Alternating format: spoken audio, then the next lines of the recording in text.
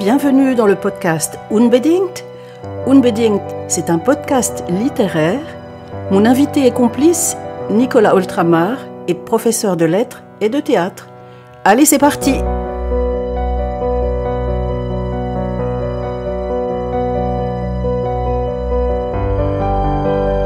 Chers auditeurs, chères auditrices, bonjour.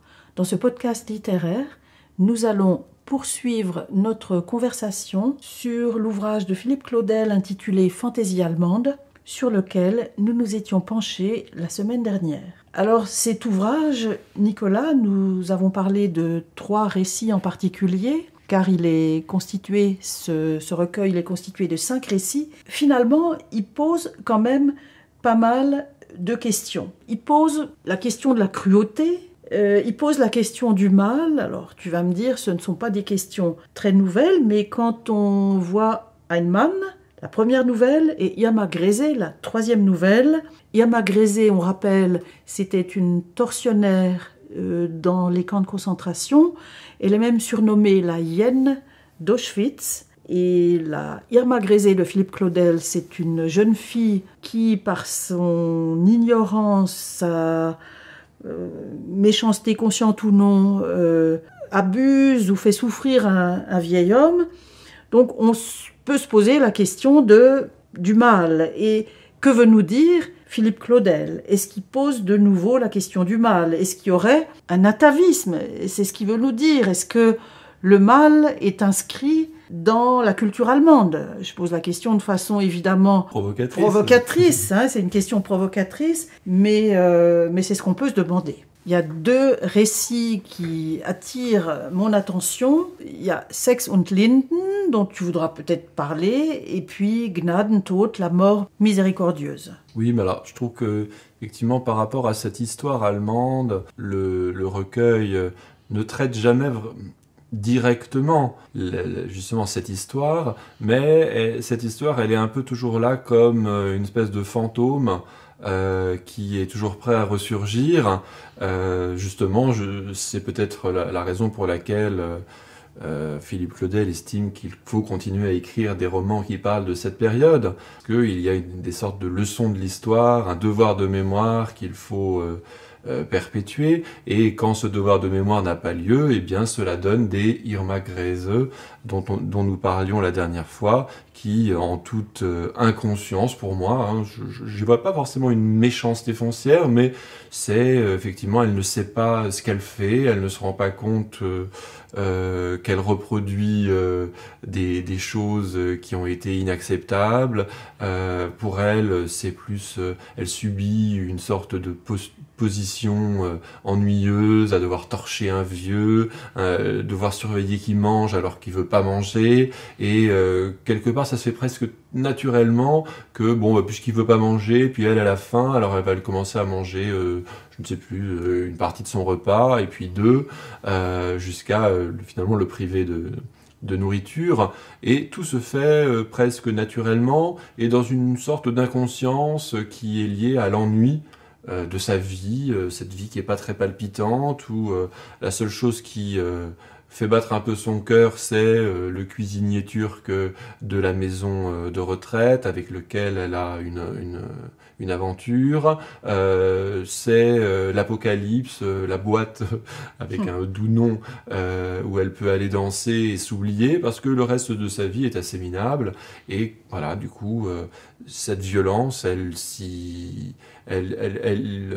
livre sans vraiment avoir conscience de la gravité de ce qu'elle fait. Donc ici, je pense qu'il y a déjà une première réponse sur cette question du mal. Et puis après, je pense qu'aussi, par exemple, il y a Sex und Linden.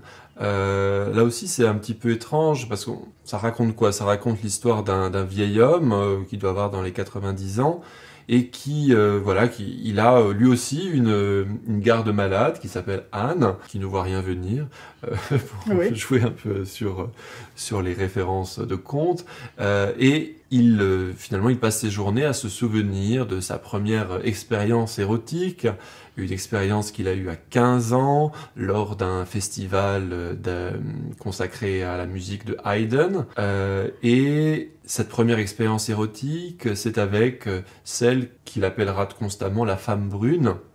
Une femme brune qui vient vers lui et qu'il appelle Victor, en le confondant. Elle le prend pour un certain Victor dont elle était prise, visiblement, et au fil de ce festival de musique, eh bien, elle insiste tellement qu'ils vont finir par s'isoler, et puis elle va déniaiser, on va dire, le jeune homme de 15 ans.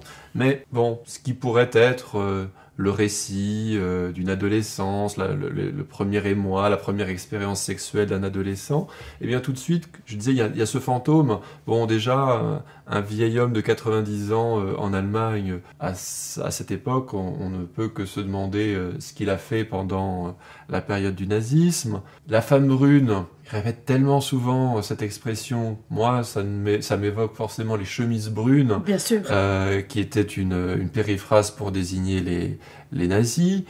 Donc cette femme brune, est-ce que ce n'est pas justement cette espèce d'attirance pour le national-socialisme?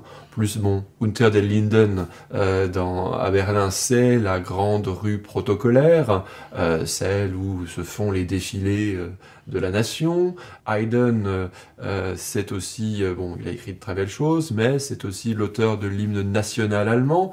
Donc tout cela a des relents de nationalisme peut-être un petit peu trop affirmés pour que ce vieil homme attire complètement notre sympathie et qu'on se penche avec lui tendrement sur ses premiers émois sexuels. J'ai un peu l'impression que la métaphore sexuelle ici cache son enthousiasme à l'époque pour le national-socialisme. Oui, puis cette scène d'initiation à l'érotisme, elle est ensuite très vite cachée, occultée, et c'est cependant cela qui restera en fin de vie. On a le sentiment que c'est l'un des grands souvenirs qui ont suscité son émoi. Alors moi, il y a un autre récit qui me semble avoir une portée encore plus large, c'est Gnadentod, donc c'est une uchronie. En fait, c'est une réécriture de l'histoire selon laquelle le peintre Franz Marc, fondateur ou cofondateur du Blauer Reiter, du mouvement pictural, ne serait pas mort après la Première Guerre mondiale, mais en 1937, et que des dessins auraient été retrouvés dans une maison de retraite et qu'ils auraient été, ces dernières années, vendus aux enchères. Alors, bon, c'est une anecdote, hein. Philippe Claudel convient qu'il a prêté à différentes personnes, entre autres à des historiens de l'art, certains propos, hein, c'est une fantaisie, mais cependant il y a quelque chose qui interpelle, à savoir les motifs qui auraient amené les nazis à cautionner la thèse selon laquelle Franz Marc ne serait mort qu'en 1937. Oui, là on est quand même dans un bel exercice de manipulation du lecteur, puisque la nouvelle se présente en fait sous la forme d'une série de documents qui se veulent, qui se prétendent des documents historiques. Il y a un discours d'Hitler, qui lui d'ailleurs est réel, qui renvoie au programme Téfir sur l'extermination des personnes souffrant de handicap. Voilà. Et donc on a des rapports de médecins, on a des interviews, tout ça donne un côté très réaliste au document, alors qu'en fait tout ça est une manipulation. Hein. Ces documents ont été inventés par Philippe Claudel, alors il le dit dans sa postface, hein, il rétablit la vérité.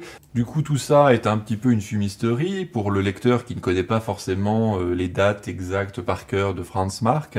Donc c'est vrai qu'on nous donne l'impression qu'il est mort en 1937, alors que si vous regardez sur Wikipédia, tout le monde dit qu'il est mort en 1916. Et ici donc, tout nous laisse croire qu'il est mort en 1937, et jusqu'à ce qu'il y ait justement l'interview de l'auteur d'un ouvrage qui entreprend la biographie de Franz Marc et qui va défendre cette thèse qu'il présente comme une thèse audacieuse, à savoir que Franz Marc serait mort en vérité en 1916.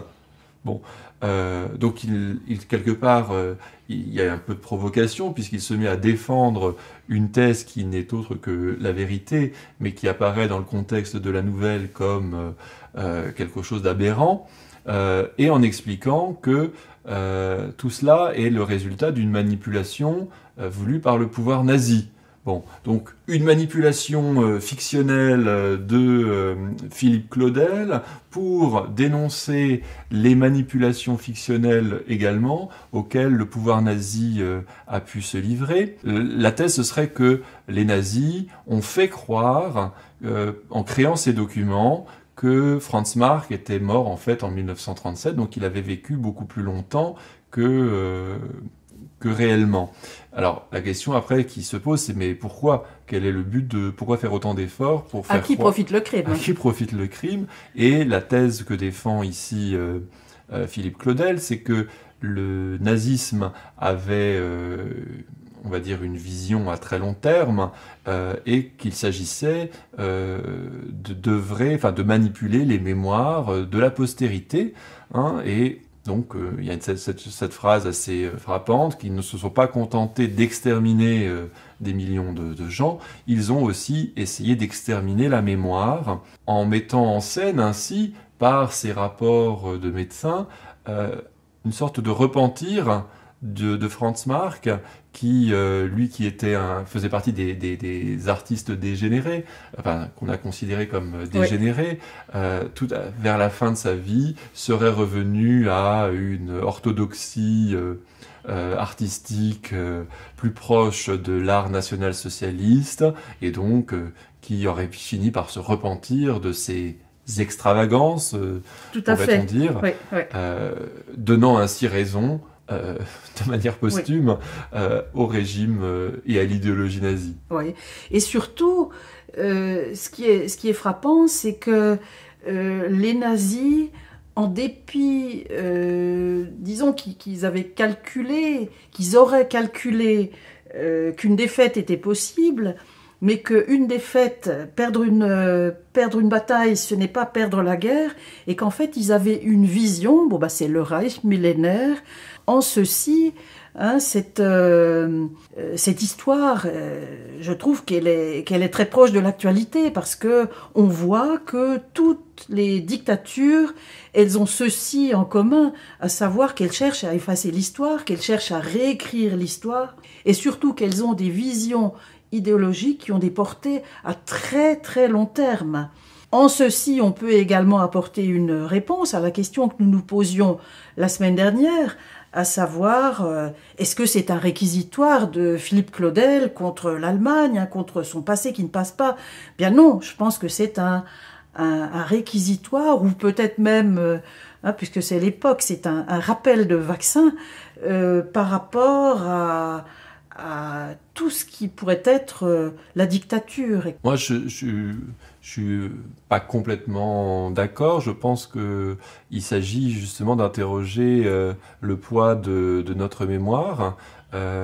Entre Irma Grese, qui elle est sans mémoire, qui reproduit finalement des attitudes de tortionnaire, et puis au contraire peut-être Dick Kleine, qui elle est un petit peu traumatisée par sa mémoire. Je dirais qu'il faut trouver un entre-deux, qui est peut-être d'ailleurs celui qu'elle trouve, je ne sais pas, on pourrait le voir comme cette image finale d'une petite fille qui est en train de parler à un vieux cadavre carbonisé. Donc il ne s'agit pas de l'ignorer, ce vieux cadavre carbonisé, et il s'agit de lui rappeler ce qu'elle a vécu. Elle lui raconte son passé, comme s'il y avait une sorte de rapport de jeu, puisque ce vieux cadavre, c'est un peu comme une poupée, pourrait-on dire, pour elle. Un jeu peut-être macabre, mais nécessaire pour aller de l'avant. Donc une façon de conserver la mémoire, sans cependant rester dans une sorte de tragique qui empêcherait d'avancer, mais trouver une sorte de mode de cohabitation entre ce souvenir et puis la nécessité d'aller vers un avenir. Oui. Alors, si on considère toutes les publications qui s'attachent à ce thème, moi, je verrais plusieurs groupes et je parle sous ton contrôle. Il y a un premier groupe, j'allais dire les personnes qui ont été les victimes ou victimes indirectes du Troisième Reich. Je pense à Robert Antelme, L'espèce humaine en 1947, Primo Levi, Si c'est un homme, publié en 1947.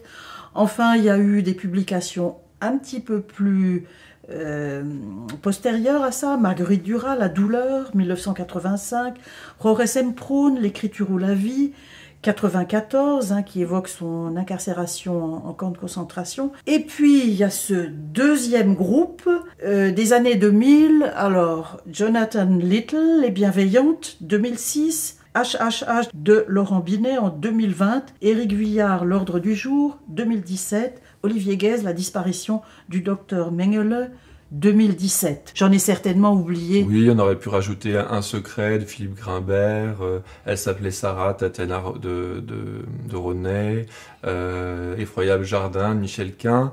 Ce qui est effectivement frappant dans la littérature française, c'est à quel point la Seconde Guerre mondiale, alors si on veut le dire méchamment, peut devenir un fonds de commerce, ou en tout cas est une sorte de matière narrative qui va inspirer un certain nombre de fictions.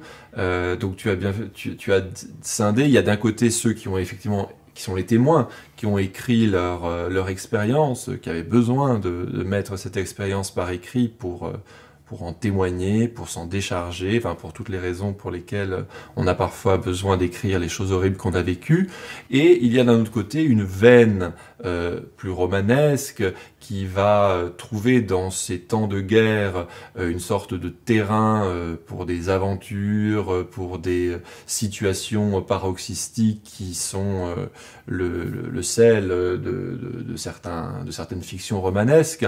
Bon, même si on peut du coup leur reprocher de transformer cette histoire en fiction, une sorte de prétexte un peu facile, parce qu'on sait aussi que ces histoires, on les vend assez facilement.